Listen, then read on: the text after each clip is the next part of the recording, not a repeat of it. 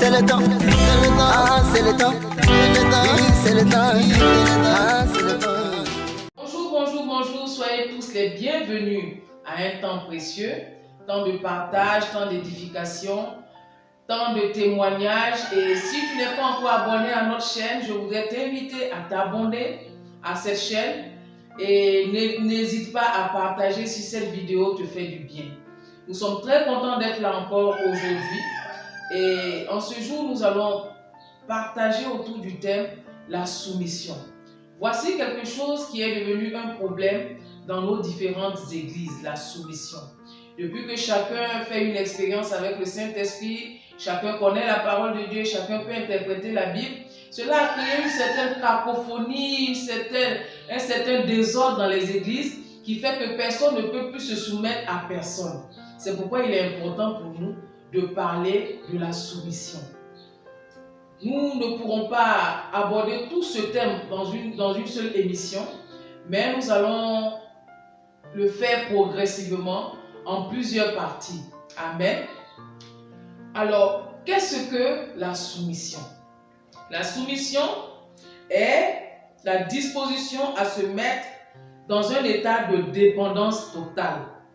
Dans un état de dépendance totale, c'est une obéissance pratique sans condition.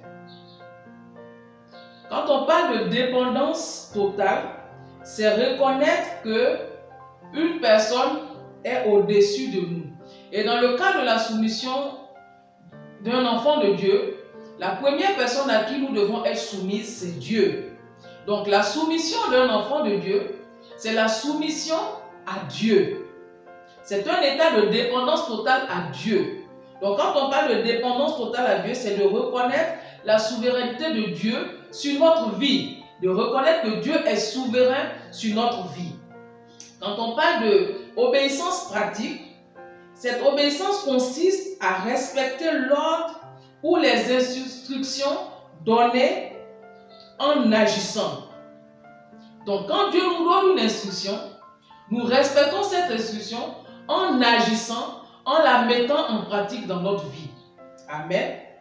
Et cela doit se faire sans condition et sans délai. Tu ne peux pas dire, Seigneur, je vais faire ce que tu me demandes de faire à condition que toi tu fasses ceci, ou bien quand j'aurai vu cela. Si par exemple le Seigneur te dit,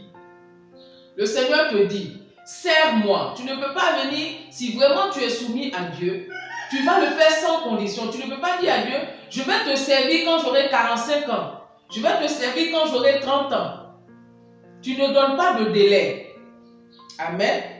Il n'y a pas de préalable qui est donné à la mise en pratique de l'instruction que celui sous qui tu es soumis te donne. Tu ne peux pas faire ça.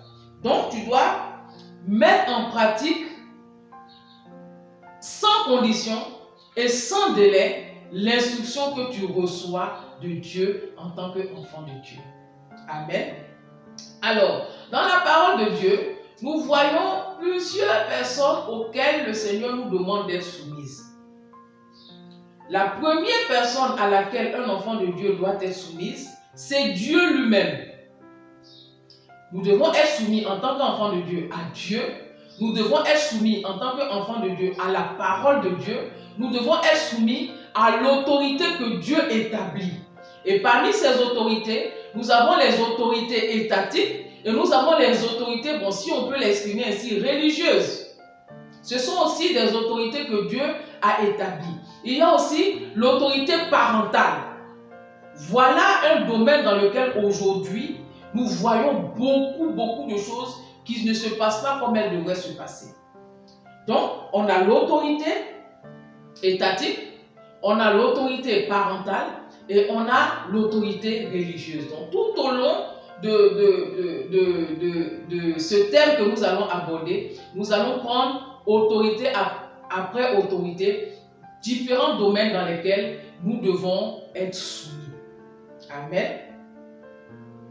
Mais avant de rentrer dans ces domaines dans lesquels nous devons être soumis, nous allons voir d'abord les choses qui vont nous aider à être soumis. Parce qu'aujourd'hui, ce n'est plus facile. Nous sommes dans un monde où la connaissance a accru.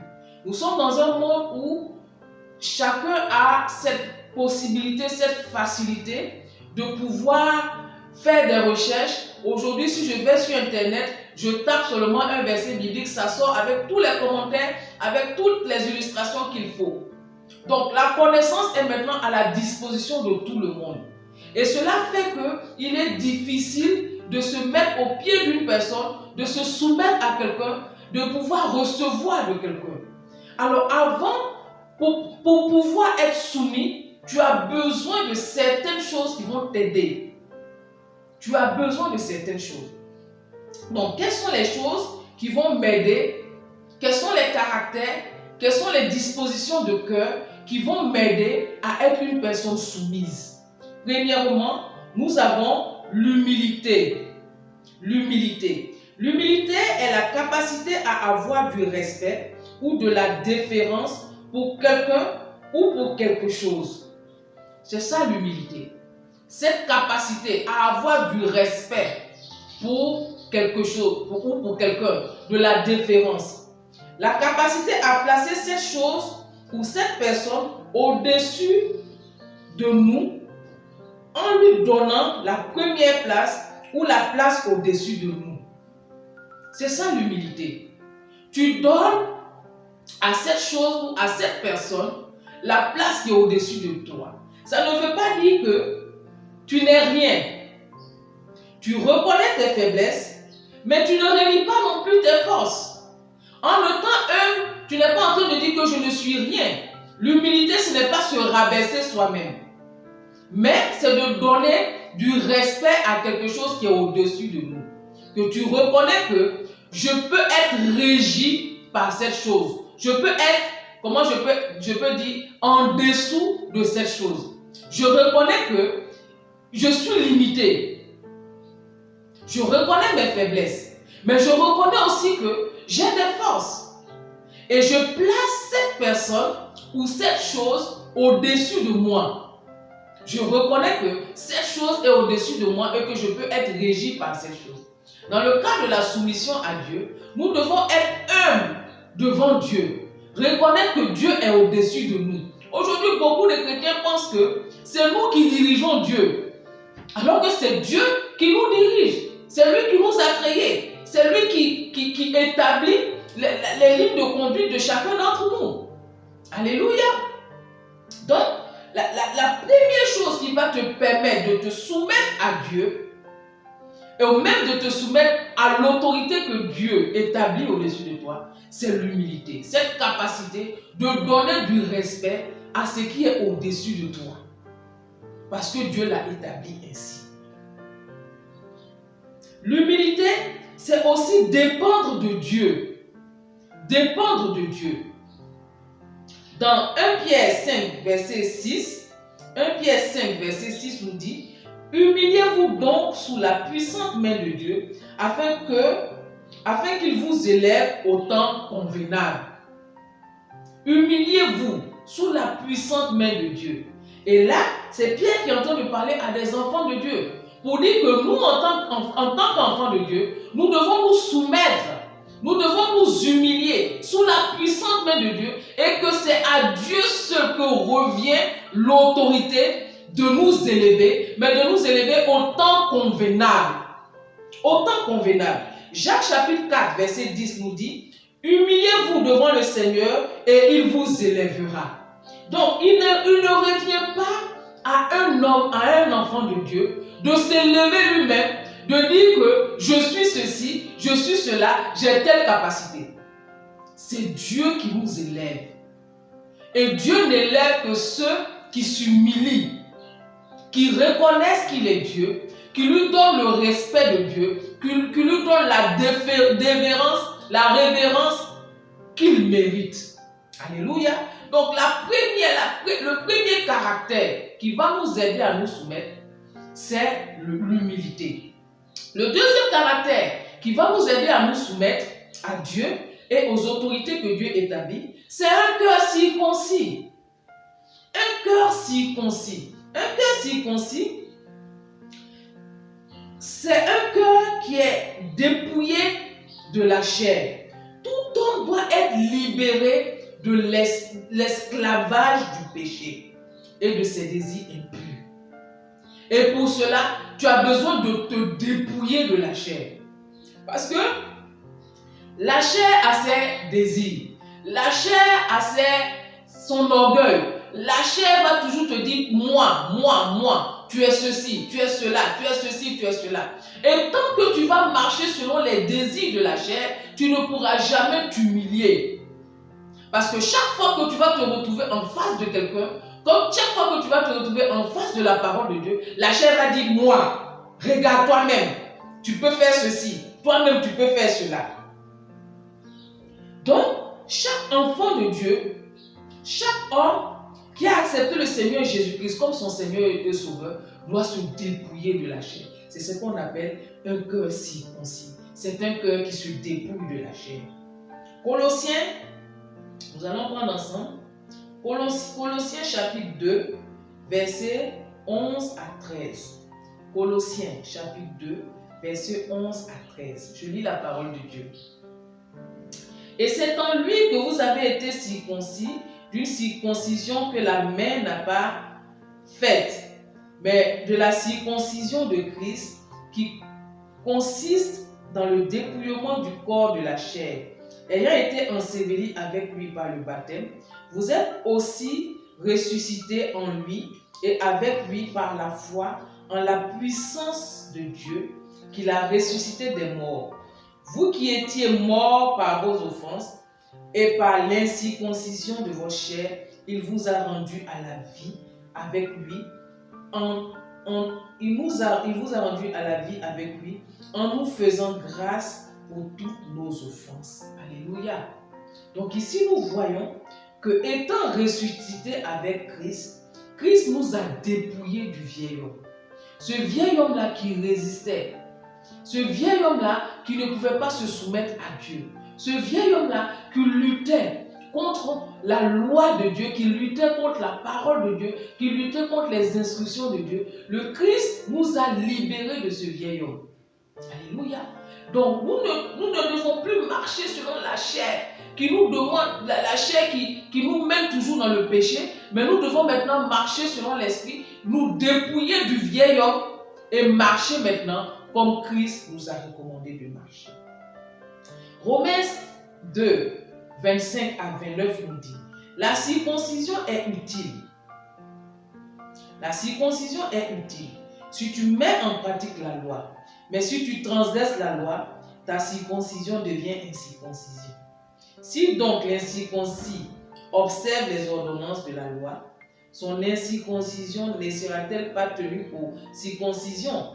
L'incirconcis de nature qui accomplit la loi ne te condamnera-t-il pas, toi qui la transgresses, tout en ayant la lettre de la loi et la circoncision? Le juif, ce n'est pas celui qui en a les dehors, et la circoncision, ce n'est pas celle qui est visible dans la chair, mais le juif, c'est celui qui l'est intérieurement, et la circoncision, c'est celle du cœur, selon l'esprit et non selon la lettre. La louange de ce juif ne vient pas des hommes, mais de Dieu. Alléluia. Voilà ce que Paul est en train de dire aux Romains. Quand nous sommes en train de dire la circoncision, nous sommes circoncis de cœur, je suis maintenant né de nouveau, je suis maintenant une nouvelle créature. Il est en train de dire que ce n'est pas seulement par les lèvres que nous devons le dire. La circoncision, c'est celle de l'intérieur. C'est comment ton cœur est disposé devant le Seigneur. Comment ton cœur peut avoir cette capacité-là d'obéir et de mettre en pratique la parole de Dieu. C'est ça la circoncision. Il y a des personnes qui n'ont pas visiblement accepté le Seigneur, mais qui mettent en pratique la parole de Dieu. Il est en train de dire que ces personnes-là, est-ce qu'elles ne vont pas nous juger un jour? Nous qui disons de nos lèvres, Je suis né de nouveau. Je suis un enfant de Dieu. Paul est en train de nous exhorter à dire que la circoncision doit être une circoncision de cœur. C'est ton cœur qui doit se soumettre. C'est ton cœur qui doit abandonner la rébellion. Parce que le péché, c'est quoi? Le péché, c'est la désobéissance, tout simplement. C'est la désobéissance à la ligne de conduite que le Seigneur te donne. Alors, quand ton cœur est circoncis, ton cœur refuse maintenant de désobéir. Alléluia. Et c'est à l'intérieur de toi. C'est à l'intérieur de toi. Amen. Galates chapitre 5, verset 24, il nous dit, ceux qui sont à Jésus-Christ ont crucifié la chair avec ses passions et ses désirs. Donc si nous sommes en train de dire, je suis enfant de Dieu, je suis en Christ, je suis maintenant une nouvelle créature, tu dois crucifier en toi tout ce qui est signe de désobéissance. C'est ce qu'il est en train de dire. Ceux qui sont à Christ ont crucifié la chair, ont crucifié les désirs de la chair. Parce que la chair a tendance à se lever. La chair a tendance à dire je suis quelqu'un. La chair a tendance à dire je suis au-dessus de tout le monde. Et quand tu es un enfant de Dieu, pour vraiment entrer dans la solution, tu as besoin de crucifier la chair. Tu as besoin de clouer la chair à la croix. Voici ces deux caractères-là en toi, en tant qu'enfant de Dieu, qui vont t'aider à avoir un cœur soumis. L'humilité et la circoncision du cœur. Si ton cœur est dépouillé du péché, si ton cœur est dépouillé du vieil homme, si ton cœur est dépouillé de la chair, tu verras que tu auras la facilité à être humble, à pouvoir respecter ce qui est au-dessus de toi, à pouvoir obéir à ce que le Seigneur te dit et de le mettre en pratique dans la vie de tous les jours. Alléluia. Je prie ce matin que le cœur de chacun de nous soit préparé à la solution. Que le Seigneur mette au-dedans de chacun de nous l'humilité et que le Seigneur circoncise nos cœurs afin que nous soyons aptes à pouvoir être un enfant de Dieu qui puisse se soumettre à Dieu et à sa parole. Nous allons nous arrêter là pour aujourd'hui et nous reviendrons encore pour la prochaine émission et nous entrerons réellement dans l'explication de ce que c'est que la soumission dans tous les domaines où le Seigneur s'attend à nous. Si tu as été béni par cette vidéo aujourd'hui, n'hésite pas de la partager à une personne. Je sais que cette vidéo pourra bénir une personne. Alors bénis quelqu'un autour de toi, partage-la massivement. Et si tu n'es pas encore abonné à notre chaîne, oh bien-aimé, abonne-toi. Abonne-toi, laisse-moi un petit pouce d'encouragement, un like, ça propulse la vidéo dans YouTube. Et n'hésitez pas, un temps précieux, c'est un temps de questions. N'hésitez pas à poser des questions. N'hésitez pas à vous rapprocher de nous, envoyer des commentaires. Nous lisons les commentaires, nous répondons aux questions. Envoyez-nous des questions. Envoyez-nous aussi vos témoignages si vous avez expérimenté déjà ce que c'est que la soumission ou expérimenté la crucifixion de la chair, l'humilité ou la circoncision du cœur. N'hésitez pas à nous partager vos témoignages. Cela va nous édifier et cela va édifier aussi toutes les personnes qui nous écoutent. Un temps précieux pour aujourd'hui, c'est fini. Que le Seigneur vous bénisse abondamment et à très bientôt dans un temps précieux.